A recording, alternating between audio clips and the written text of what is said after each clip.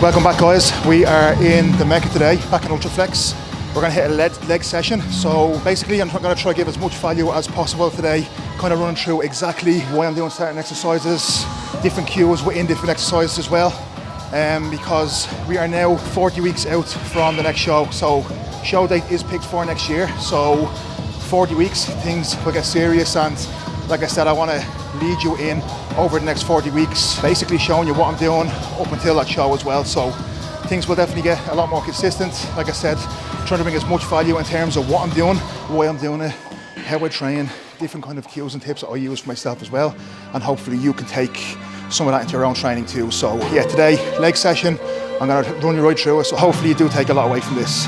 Before every leg session, I actually start off with 10 minutes of kind of mobility rehab work. I'll go through planks, side planks, really kind of getting the core activated, setting myself up for bracing properly throughout the session. Then I will go through some bodyweight squats, some single leg RDLs, just really trying to get blood into the muscles that I'm going to use. I'm just trying to kind of mobilize the joints, get the knees comfortable, and just get myself moving in the ranges and the movements I'm going to be doing within that session. So you'll see me run through a few bits now. Have a look. Try these in your own kind of mobility work as well before you actually start the session, rather than just coming in, jumping straight into your session. I think by doing 5 or 10 minutes work like this, it does kind of get you set up for going into that session and enables you to get like a lot more out of it with less joint pain, especially if you have like knee issues, hip issues, etc. already.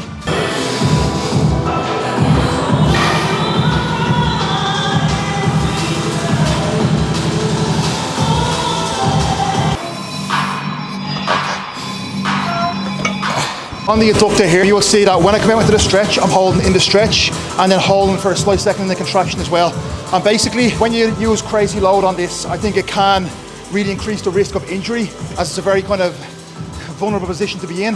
So by holding in the stretch and holding in the contraction, you don't necessarily have to use as much load, and you can really kind of get the most out of the movement. I like aiming slightly higher rep ranges here.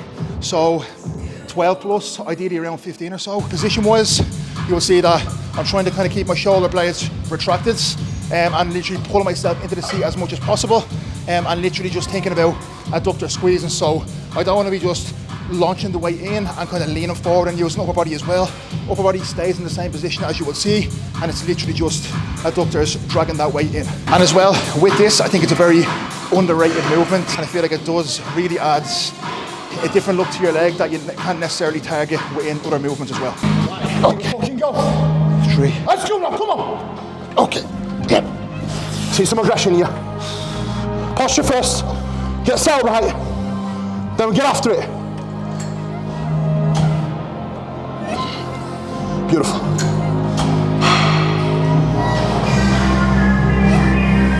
Good.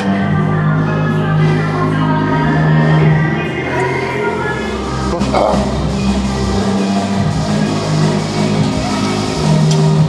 Lead with your legs above your hips, come on. That's better. Much harder, let's go, come on. Drive! Through, come on.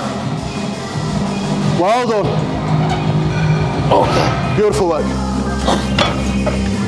So you will see towards the back end of that set, form starting to slip a little bit. It's very easy, you don't even notice yourself when you're moving heavier loads, which is why it's super important. If you have access to a good training partner, they will call you out on these things, and vice versa when they're doing their set as well. It's very easy for things to slip a little bit, so ensure that you do cue them where it's needed and just pick up these little habits so they can recorrect them to carry on the set.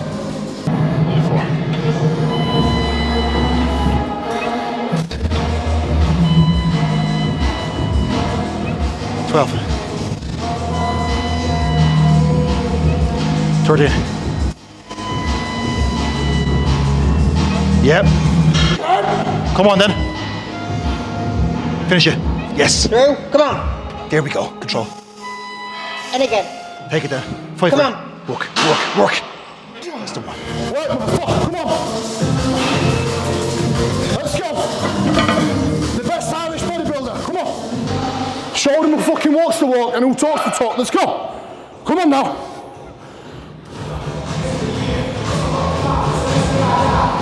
Good. Oh, come on now. Yeah.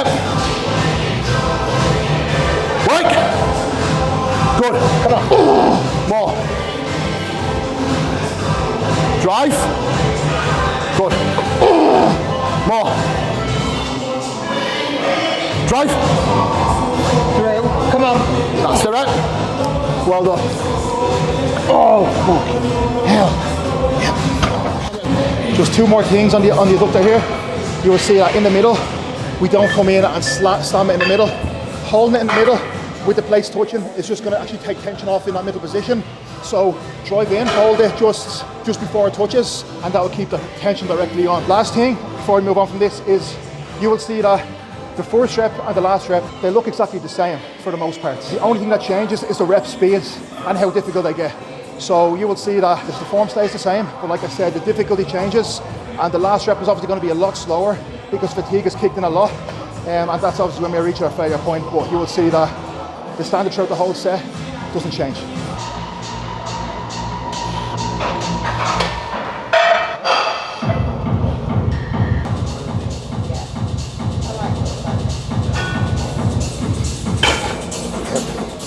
You will see here that the spine, like here, does not move. So you will see a lot of people doing this and have a big arch in the lower back and their arch sticks up in the air, and that's literally going to be kind of glutes trying to take over the movement. So you will see it's literally neutral. Like there is going to be some movement as you go through it, but trying to kind of keep it as straight as possible is going to take a lot off glutes, lower back, and literally just nail hamstrings. You will see positioning. I'll go through positioning in a minute once I go through this set. So you will see, like I said, lower back stays neutral, and like I said, there will be some movement within the pelvis during it, but lower back will stay the same with pelvis slightly moving. You will see as well my position here. I'm pulling myself down into it, and I'm almost like keeping myself crunched on my abs a touch. So when you keep that rib cage down and crunch down a touch, it makes it a lot easier to keep that lower back neutral.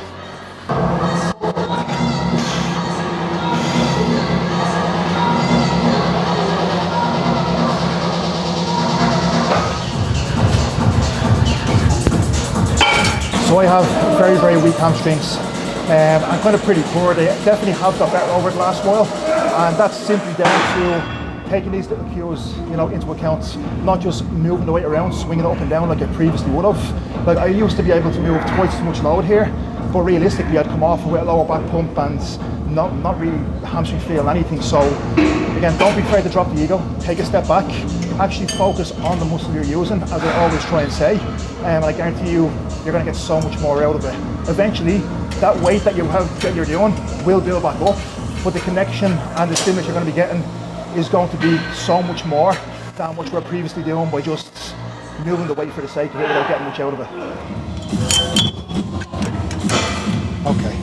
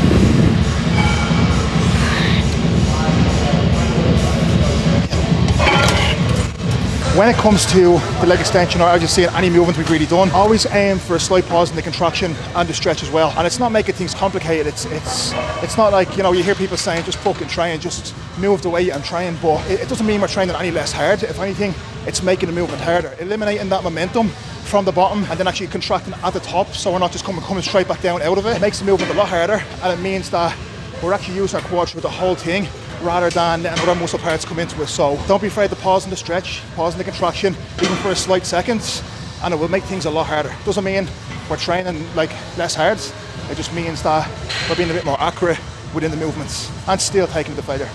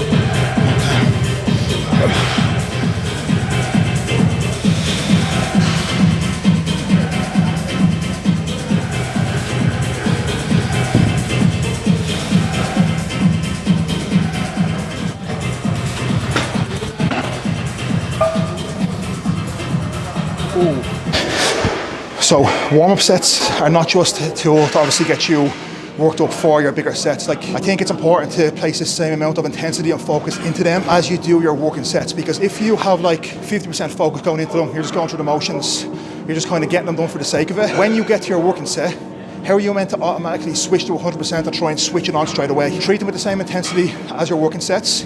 Really get yourself locked in mentally, connection-wise, make sure everything is perfect, and the exact same approach as you're going to take in your working sets. So when you get to your working sets, you're going to be clued in, you're going to know exactly what you're doing, because you've already got yourself ready and worked up from them warm-up sets up to that set.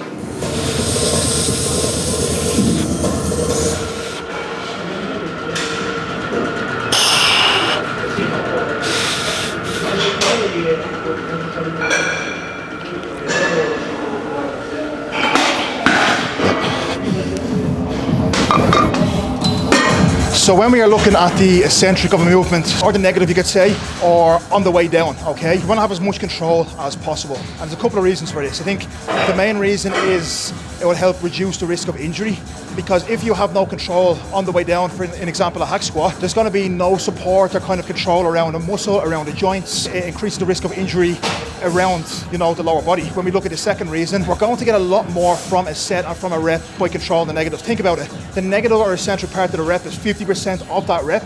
So why would we go into a rep or a set and waste 50% of it? It's absolutely pointless. So control the eccentric. You can still do a lot of muscular damage with that eccentric rather than just thinking about getting that weight back up. So control the weight down, control the change of direction as well. So when you get down to the bottom, control it down, don't just let it launch back up. Control it down and actively drive through the muscle from the bottom as well. You're going to get so much more from the muscle. You're going to reduce the risk of injury, and that eccentric is 50% of your reps, which is extremely high.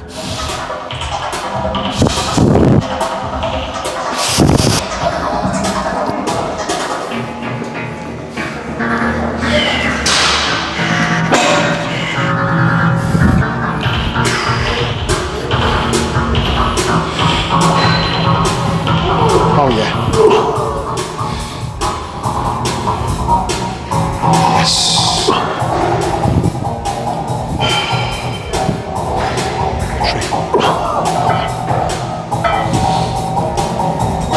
Yes.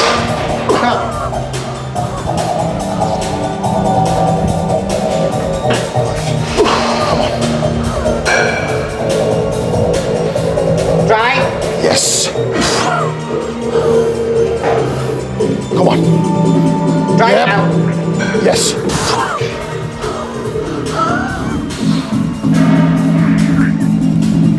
Nice. Let's go. Focus. Big fucking set. Come on. Has to be a rip. Aggressive. Oh, that's way better. Let's That's go. way fucking And better. again, Come on. like that. Come on. Don't let me fucking touch this. Don't let me touch. Drive. Come on. Come on. Yes. Yes. Ah! Lovely. Okay, so 40 weeks out from the next show. It's been 3 years so far. It'll be 4 years by the time I've competed. And literally, it's all I think about every single session, every single set for the last 2 years as well. It's important. Go into a contest prep and just switch it on for a contest prep. And you're going to be putting yourself on the back foot, because there are people out here who are taking it this serious in an off season, because that is the time where you're going to build muscle. That is the time where you're going to make the improvements needed to be on stage and be better. If you coast through an off season and switch it on for a contest prep, realistically, you're not necessarily going to make the improvements you want. Contest prep is where you strip away the body fat and retain the muscle that has been built. Off season is where you lay that muscle and bring that improved physique for contest prep. So bear that in mind. Are you coasting through, or are you doing what needs to be done and being as focused as you need to be to make them changes? Show me now. Let's go, Mark. Come on. Come on. Show me some fucking minerals. Okay, Mark. Here we go. Come on now. Easy way, easy way.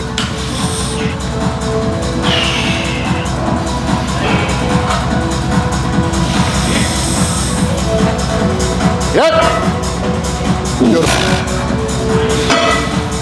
Hard brace. Beautiful. That was fucking on, motherfucker. Come on.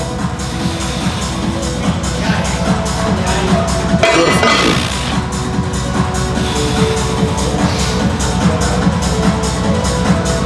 Yeah. Work now, work, work, work. Come on. Big focus. Yes. All day, motherfucker. Come on. All day. And drive. Good. Hard brace. Come on. One at a time. Drive. Easy. Come on. Show me now. All the way. Drive. Through reps. Come on. More. Come on. All the way. Drive. Yeah. More fucking reps, motherfucker. Come on.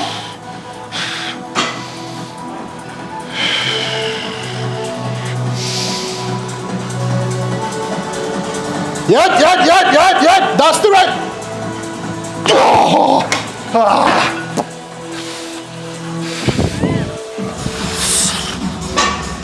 Here we fucking go. You can think about all these cues, everything I'm saying, foot position, breathing, all these fancy words. It means fuck all unless you're actually taking your sets to failure. You know, if you are not taking it to failure or close to failure, realistically, these little cues and stuff, they don't mean anything, because you're not actually going to build the muscle that you want, but you're not putting the work in.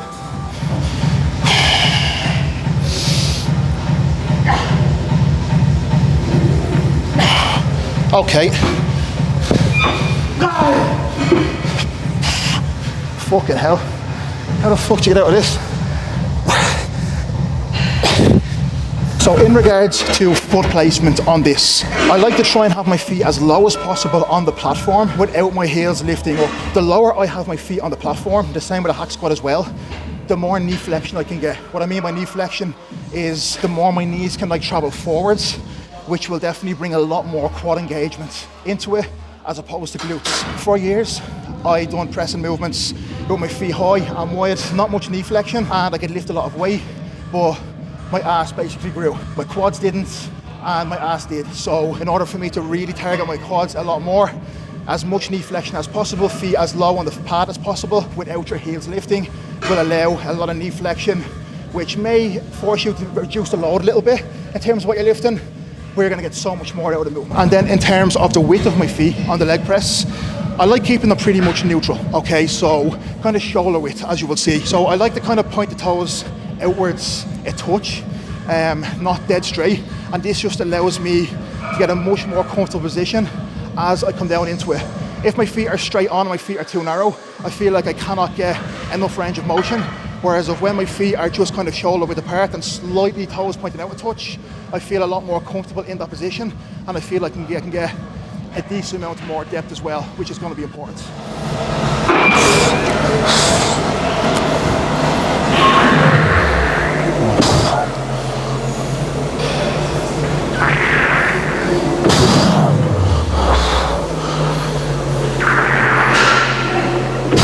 I'm not touching it, come on.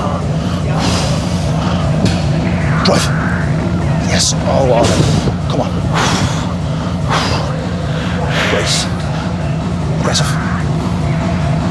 Yes. Still good. Come on. I'm not going to touch you. Let's go. Take it. Oh, yeah. Come on. Come on. I'm not going to touch you. Take your fucking rip. Take it. Take it. Easy. Easy. Right. Hang on, hang on. Be careful, watch that one. Yeah. What was that? I fucking lost count. What was it? 12 or 13. It's on video, I count it. Good reps? Perfect. Oh, well. Yeah.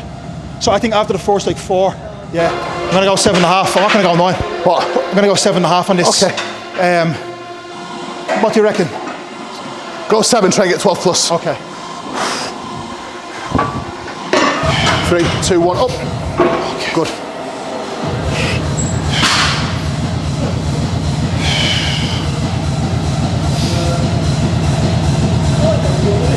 Yes. Good work. Good.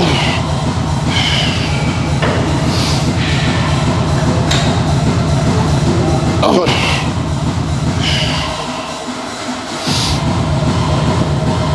Good.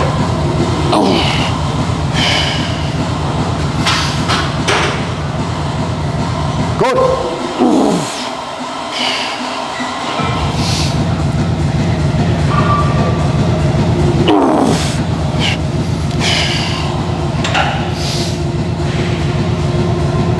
Yeah.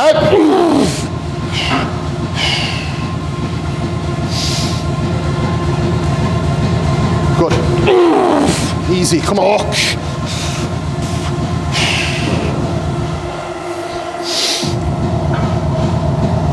And drive. Take your time, one at a time, come on. That's it, that's it, that's it. Nice brace. Drive. Again, at least one more, come on, take it. Brace yourself, come on. Compose yourself and drive. Drive up now. Yeah, again, one more rep, that was easy. Too easy, motherfucker, come on. Take it all the way. Pause. Drive. All the way through your rep. Well done, that's the rep, that's the rep. Yeah. So, when Mark was talking about the rep pace and knowing when the set is truly getting taken to failure or very close proximity to failure, that's exactly what I was talking about. So, great set. On the hack squat and on this leg press, we're actually only taking one working set. And that is the reason being, Fucking savages. we can train very accurately in terms of like every rep really doing, you know, the damage to the muscle and everything being so focused in. And, you know, we can take it to failure. So we know from experience, we've done this in the past where we've done 2 or 3 sets of movements like this. And by the next leg day, we're still fucked. We just know for our recovery capabilities, 1 set at the moment is all we need here, because we have legs again in like 6 days time, and we don't know that we will just not be recovered for this. Whereas the likes of leg extension, adductor, blind hamstring curl, they're a lot less taxing. We can afford to do more sets there and still be able to recover because, like I said, they're not as big or as taxing movements as the likes of a leg press or a hack squat.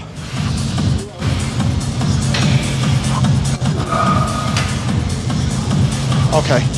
When I'm getting set up into a split squat, what I like to do is find my balance first and then put my feet back. So pretty shit balance. So I go up on 1 foot, just kind of find the base of my foot balance here, and then I put this foot back onto the bench, as you will see. And there's my balance. I'm already locked in, and now that's my position. And then, as you can see, balance is perfect. And I'm off. Now, another thing when it comes to split squats, I've mentioned these so many times before. When we're in a split squat or a lunge or any movements, I don't want to be thinking about grip or forearms. I want to be locked in and just thinking about taking them legs to failure. No matter what you're doing, use them, hold the weight with these so that grip or forearms don't give way, and you can literally just focus on taking the movement to failure in terms of the muscle you're working and not having to worry about forearms like giving way, which really should not even come into the equation. Okay.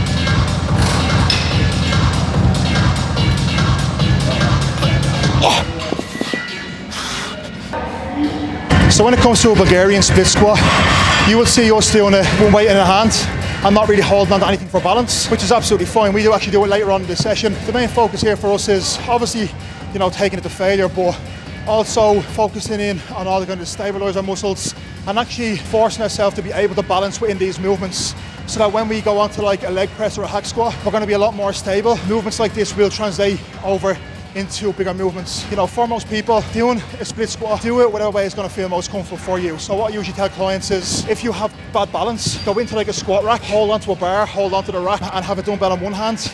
And that way, you're going to be able to balance yourself and you're still going to be able to take that leg to failure, because you're not going to have to focus about falling over. If you feel it better by doing a dumbbell on both hands, do that. If you feel it better holding onto something to get balance, do that. Don't just focus on or copy what someone else is doing. Kind of find what works best for you as well, and how you can kind of take it to failure in terms of like what's most comfortable for you. It's person dependent, like most things.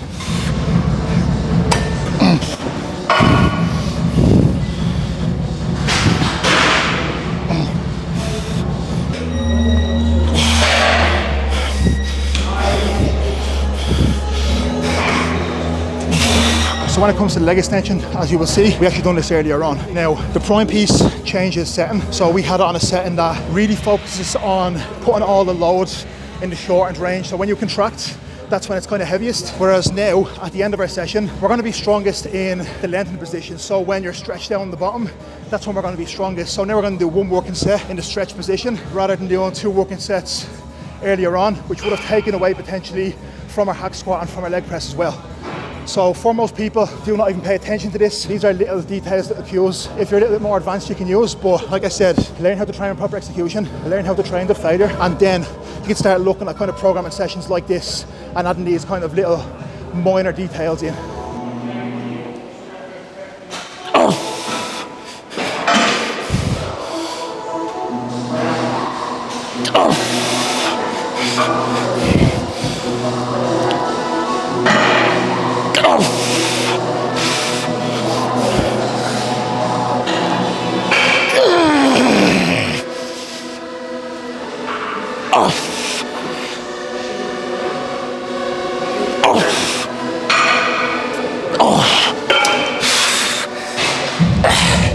That squat's finished.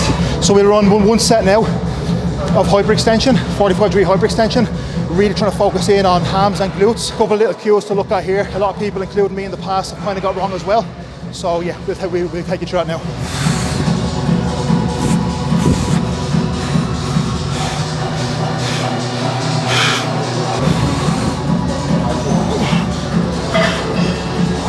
When it comes to this hyperextension, okay, I'll go through kind of a rep of what I see people usually do. So they get in, they come down straight back, and they come all the way up and overextend here. All that's going to do is place I can feel that already, placing a lot of emphasis on my lower back, okay?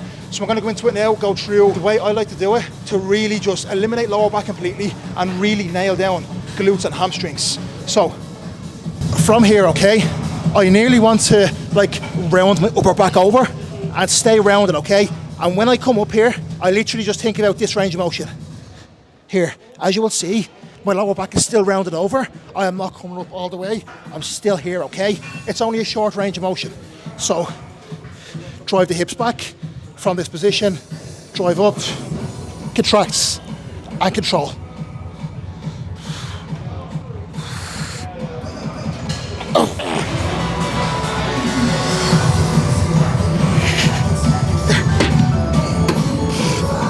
So after every leg day, I will add in 3 sets, a superset of boys and tries. So I will go crossover extensions and I will do cable curls as well as a superset. And the reason being is because my arms are pretty shit. So I'm just trying to titrate more volume in across the week where I can handle it without affecting recovery for that next session. So again, they're poor, they need more volume, the recovery is good, I'm executing them well, so we can definitely afford a little bit more volume to try and just see that bit more growth in them, which has definitely paid off over the past couple of months.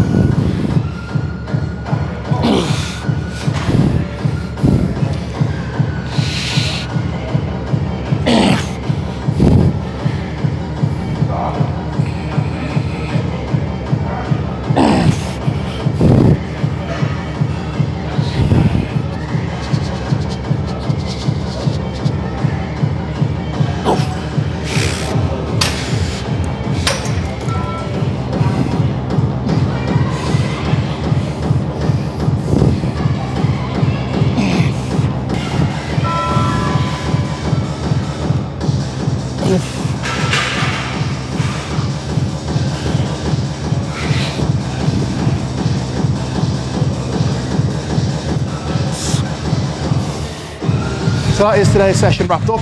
Legs with a little side dish of arms at the ends. Hopefully you did take something from it.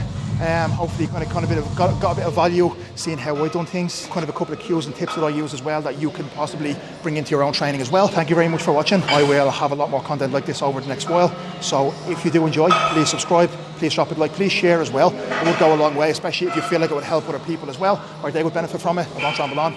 Thank you very much for watching. I appreciate it, and I will see you in the next one.